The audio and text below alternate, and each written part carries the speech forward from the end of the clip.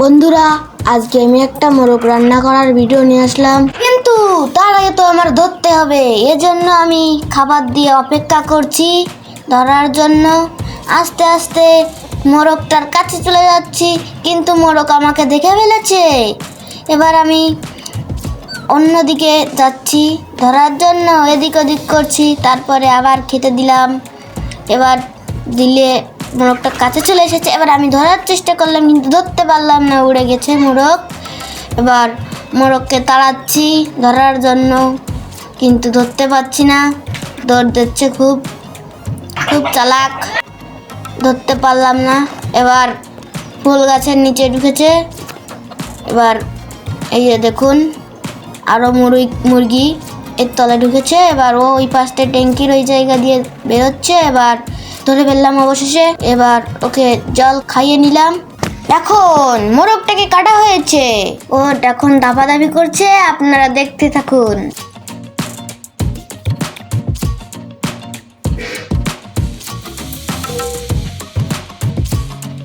বালতিতে গরম জল আছে, ওকে এখন ছালার জন্য চুবানো হবে। দেখুন, চুবানো হয়ে গিয়েছে। এবার ওকে ছালার পালা। এবার ছালতেছি। এবার ছালা হয়ে গেছে প্রায় অর্ধেকের বেশি। এবার পুরো ছালা হয়ে গিয়েছে। এবার পুরো ফিনিশ ছালা হয়ে গিয়েছে। এবার পোড়ানোর পালা। দেখুন বন্ধুরা, দেশি মুরগিটার গায়ে কি পরিমাণ চর্বি হয়েছে। গ্রামের মাটির চুলায় এখন একে ঝলসানো হবে। দেশি মোরগ বা মুরগি পোড়ালে এর ছোট ছোট লোম পুড়ে যায় ও চর্বি গলে বেরিয়ে আসে, ওঠে ও রান্নার স্বাদটা সব মিলিয়ে বাড়িয়ে তোলে।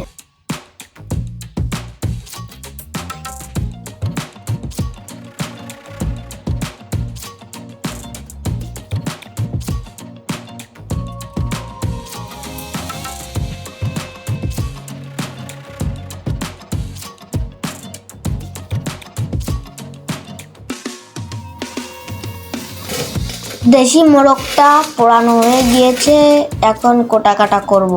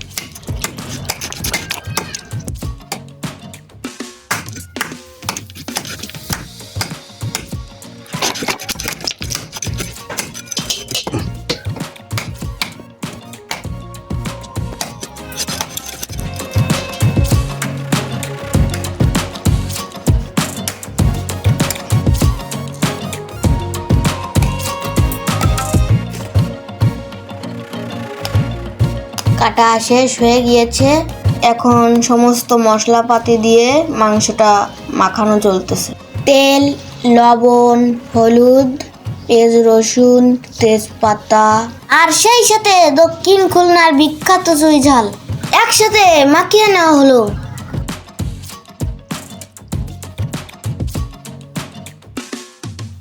মাখানোর শেষে এখন সামান্য পরিমাণ জল দেওয়া হলো। এখন এটা চুলায় তুলে দেওয়া হবে। বন্ধুরা, সবশেষে আমরা মাংসটি চুলায় তুলে দিলাম। কিছুক্ষণ পর ঢাকনাটা দিয়ে দিলাম। এই তো প্রায় রান্নাটা শেষ হয়ে এসেছে। এখন শুকনো জল বেটে দেওয়া হবে, দিয়ে দিলাম। এবার মাংসটা প্রায় রেডি। এবার নামানো হয়ে গিয়েছে। আপনারা সবাই চলে আসেন, একসাথে খাই। Subscribe please.